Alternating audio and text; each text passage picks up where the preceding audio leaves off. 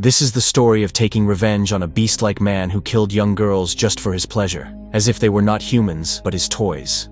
At the beginning of the story, we see a girl named Nambora. Nambora's car tire had punctured. She was talking to her husband on the phone. Just then, a van driver comes near Nambora and says, "Has your car tire punctured?" The girl says yes, and I have called the toll service. The man says, "Who knows when these toll people will come? Give me a minute, let me check it myself." The girl tells her husband Suyan about this man, so Suyan refuses her to get out of the car and tells her to wait for the toll service to arrive. Here Suyan loves the girl very much, and despite being busy, sings a song for her. Before cutting the call, he tells Nambora that we will meet tomorrow. After this, the man tells Nambora that your car is stuck in the snow. Come, I'll drop you off. But Nambora thanks him and talks about waiting for the toll service, at which the man becomes silent, and after staring at her for some time, goes to his van. But he doesn't leave from there, which makes the girl feel panicked. Just then, suddenly the man attacks Nambora's car window with a tool and starts breaking it. Seeing this, Nambora starts screaming. He comes inside and starts struggling with her, then brutally hits a hammer on her head like an animal, then takes her out of the car by dragging her. When Nambora regains consciousness, she was packed in polythene in a naked state, and this killer's name is Ganji. Ganji ties her hands with chains, but the girl refuses to do so. Then he picks up a sharp weapon and comes near her. Then touching the skin, he says, "It won't take effort to cut you because your skin is very soft." The poor girl says, "I am pregnant, please don't kill me." But Ganji starts cutting her brutally with great cruelty. Just then the girl's engagement ring falls down here. The killer cuts the girl into pieces, then cleans the blood. After this, changes his dress and goes to sleep, as if nothing happened. He is definitely a beast. After this, a child finds a cut ear inside a carry bag in the bushes. The child gets scared and calls his friends by shouting. After this, hundreds of police officers come here and start searching for the dead body. A large number of media had also come here. This old man was that girl's father. The police officers stop him from going ahead. This man was the chief of police officers. He was afraid that the murder might have been of his daughter. Just then, Suyan also arrives here. Just then, a police officer finds a severed head in the water, which creates chaos, and officers start quickly putting it in a box and taking it away. Just then, due to the crowd, the head falls out of the box, which the girl's father and Suyan see. Suyan's whole world gets destroyed. His soul starts crying. Then the scene shifts and father-in-law and son-in-law are sitting on a bench. The father-in-law says, "I was a police detective for 30 years but couldn't save my daughter." The father-in-law holds the son-in-law and starts crying. But Suyan doesn't cry. He was silent. He wanted revenge. Even in the morning assembly, Suyan doesn't cry, but his tears start falling rapidly. He promises his wife that whoever did this, he won't spare them. He will make them suffer, and now only after finishing this killer will he cry his heart out. Suyan converts his pain into anger. Then he asks his head for 14 days leave. Actually, Suyan is an officer of a secret national investigation agency. Anyway, his head tells him to take more leave, also consoles him. But Suyan takes only 14 days leave because he was fully confident that he would finish this killer in 14 days. After this, Suyan's friend gives him a capsule inside, which GPS microphone was fitted, and this device was going to help him a lot. Suyan says thanks and leaves. After this, his father-in-law shows him photos of some criminals who the police suspected because they had committed similar murders before. Suyan takes these photos and puts everyone's photo on the wall in his apartment. Then he comes to the house of one of them who was watching porn. Suyan had entered his house without any sound. Just then, his eyes fall on Suyan. Suyan beats him a lot and starts choking him, then ties him up and tells him to tell the truth. But the man says, "I didn't commit these murders." So before leaving, Suyan crushes his balls. Then the police are with him in the hospital. He surrenders himself and also tells about his murders. After this, Suyan chases the second killer, then shoots him, and then beats him a lot too. But he was not that killer either, and now only one photo was left with him, which was of the real killer. Suyan goes to sleep, but he can't sleep, and starts looking at his photo again, which makes him suspicious of him. Here on a deserted road, a girl was waiting for the bus. Just then, the killer's eyes fall on her, and he comes near her and talks about giving her a lift, and says, "Your apartment will come on my way. Come along."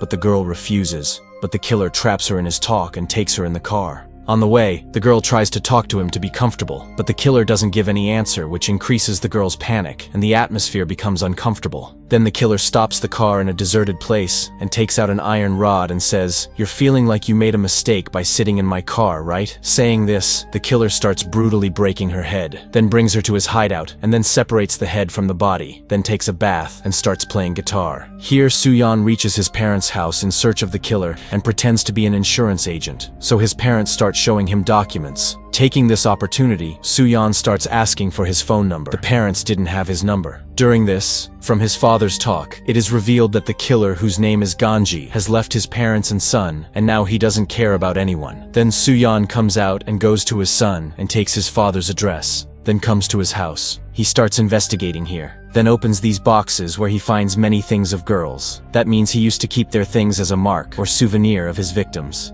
Then Soo-yeon comes to this main place where he used to offer sacrifice. Just then, he finds his wife's engagement ring lying in the drain there, which makes Soo-yeon sure that this is the murderer. Soo-yeon also feels very sad that he couldn't save his wife from this beast.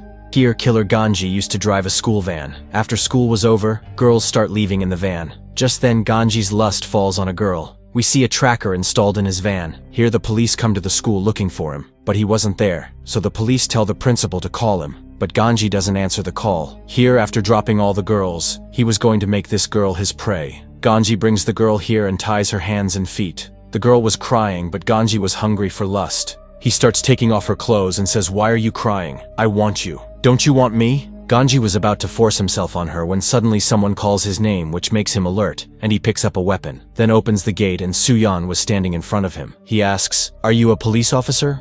Are you alone? You found me very quickly." Soo-yeon keeps looking at him angrily. Ganji was calm at first, but then runs and attacks Soo-yeon. But Soo-yeon with lightning speed puts his own weapon on his neck and starts beating him, then quickly takes him back and breaks his finger. But Ganji attacks him again with weapons in both hands. But Soo-yeon throws him on the ground with one kick, and the girl's life is saved. Then Soo holds his mouth in polythene and starts choking him, which makes Ganji writhe. Soo-yeon bangs his head on the stone repeatedly. After this, Soo-yeon was about to kill him when he stops because he doesn't want to give him such an easy death. And this was the moment where Soo-yeon makes a very big mistake. Soo-yeon makes him swallow that GPS tracker capsule, then breaks his wrist. After this, when Ganji regains consciousness, he was lying in a pit dug by himself. Soo-yeon had given him treatment money and left, which makes Ganji think he is psycho. Then wears clothes and starts leaving. Here, Soo-yeon was now able to track him. Ganji was standing on the road to get a lift, but wasn't getting a lift. Just then, a guy was ready to give him a lift. Ganji comes inside. There were two people inside. The driver was a complete fool. He kept talking. Here, the man sitting in the back seat becomes suspicious of Ganji. Just then, Ganji tells the driver, "Since I sat down, you haven't stopped talking." And Ganji starts stabbing him indiscriminately with a knife. Also kills the man sitting in the back seat. The whole car fills with blood. Then he washes his face and throws both corpses and leaves. In the morning, Soo-yeon comes here and sees both dead bodies. Here, Ganji comes to the hospital in their taxi. The doctor gives him a medicines list. Also gives him wisdom that you should cross the road carefully, which irritates Ganji, and he starts being rude, calling him old man. Just then, a nurse comes here whose lust awakens again in Ganji, and he comes near her and starts asking about her age and boyfriend. Seeing her beauty, Ganji goes crazy, then locks himself in that nurse and says, "Last night my fun was going to happen, but a bastard didn't let it happen. So come now, give me fun." Ganji threatens her and tells her to take off her clothes, at which the girl starts folding hands while crying, but he gets angry. Here, Soo-yeon puts on earphones to listen to Ganji's talk and hears his dirty talk. Just then, Soo-yeon comes back here and spoils his mood, so Ganji attacks him. There is a fight between both. Soo-yeon also gets slightly injured, but he beats him a lot and cuts the nerve of his leg. He feels a lot of pain. Soo-yeon tells the girl to treat him, because Soo-yeon didn't want to kill him yet. Then the scene shifts, and he finds himself in another place. His leg was bandaged. Ganji gets very angry at Soo-yeon. Here, Ganji is remembering Soo-yeon saying, "If you are a man's son, then come fight in front," and Soo-yeon was listening to all this. After this, Ganji comes here and hides a weapon behind, and today also was in a plan to get a lift and murder. But here, 2 truckloads of army men arrive, so the murder plan has to be postponed. Then here, a fat man who is a cannibal is burning all his victims' clothes and souvenirs, then feeds his dogs human meat. Just then, Ganji comes here. Here, Soo-yeon was also tracking Ganji. Just then, his father-in-law calls him and says the police have become suspicious that someone is chasing the killer. You stop chasing him now. Soo-yeon, the law will punish that killer.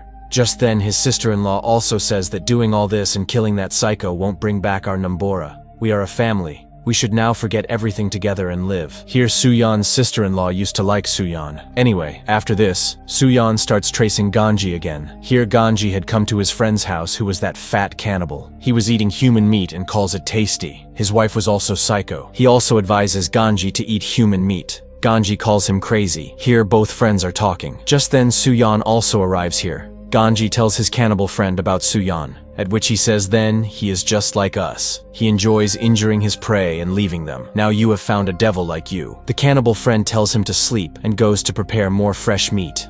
After this, Ganji starts remembering Suyan. Here in his freezer, we see cut limbs of girls, but now they had rotted, after which he takes another captured girl locked in a cage to cut her. Here, Suyan comes outside their house. He brings the girl to the slaughterhouse and tells her to stay calm. Otherwise, he will give her a painful death. The girl starts requesting by folding hands in front of him. He says first I'll cut hands and feet and finally the head. He was about to cut her when suddenly the music stops, so he comes to turn on the music but it wasn't starting. Just then the girl also hides somewhere. Also, Suyan also appears in front of him, which makes Ganji sense his arrival. Just then, remembering that girl, he understands that Suyan wants to take revenge for that girl. Here, both of them are face to face. Suyan breaks his hand, then breaks his claw and pierces a sharp weapon in the hand, then ties him again and says, "Come now, I'll cut your hands, feet, and finally your head." Suyan was about to cut his hand when suddenly Jong comes here and fires. Here this fat man's wife also wakes up. Suyan, somehow escaping from firing, goes to the other side. Jong opens his friend's hand. Suyan comes upstairs. Here he was trying to remove his hand. Suyan takes a weapon from here and moves forward silently. Just then, the psycho lady attacks Suyan, at which Suyan knocks that woman unconscious on the ground with one punch. Just then, he also arrives here. Suyan slams him, then hits him on the head repeatedly and brings out blood. Just then he sees Ganji coming, at which he throws a sharp nail there and hides. Ganji moves forward to kill him, but the nail pierces his foot,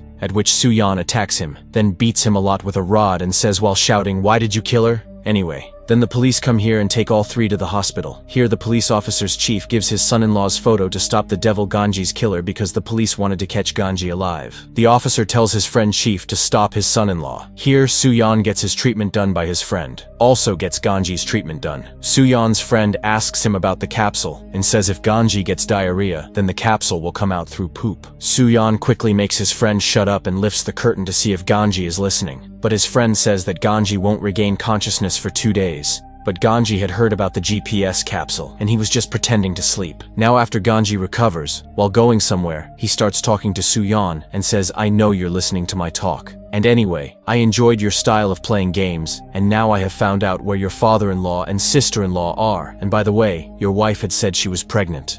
Perhaps you didn't know this." Here during the talk, Suyan was also tracing him. Ganji takes medicine for upset stomach from the pharmacy, and when Suyan comes there, he finds the doctor injured. Ganji had cut half his neck. Here after taking the medicine, Ganji gets diarrhea, and through diarrhea, that GPS tracker capsule also comes out of his stomach. Just then, a police officer comes here whom Ganji beats with a stick and goes into the toilet and kills him, then makes him swallow the GPS capsule and escapes taking the police car. Here Suyan comes here tracking that GPS, but sees someone else lying instead of Ganji, at which he understands that he has removed the capsule. Here Ganji calls the police and talks about surrendering himself. On the other side, Suyan reaches the hospital and wakes up the fat cannibal by slapping him, then asks, "Where can your friend go?" He says he loves hunting very much. He has become addicted to it. Now he must have gone to kill your father-in-law and sister-in-law. Then says he first had relations with your wife and then killed her. Saying this, he laughs very badly and says that after killing your sister-in-law and father-in-law, he will hand himself over to the police and you won't be able to do anything. He starts making fun of him,